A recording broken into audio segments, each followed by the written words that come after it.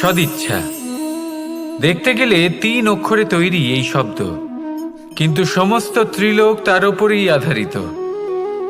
আপনি এই সংসারে এসেছেন, তখন অবশ্যই শ্বাস নেবেন, কিন্তু তার বদলে আপনাকে কিছু তো দিতেই হবে। আপনার উপর নির্ভর করছে আপনি কি দেবেন।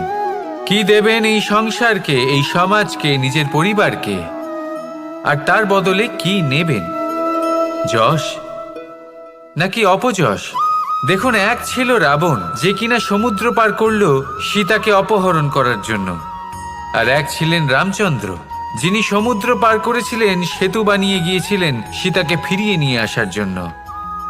দুজনেই সমুদ্র পার করেছিলেন, শুধু পার্থক্য ছিল সদিচ্ছাকে বোঝার, লক্ষ্যের। অনেক মানুষের যাত্রা একরকম হতেই পারে, কিন্তু আনন্দ তখনই লাভ করবেন যখন লক্ষ্য শুভ হবে, মহান হবে। এই লক্ষ্য দিয়ে এই সংসারের কল্যাণ হবে এবং মানুষের সম্মান হবে।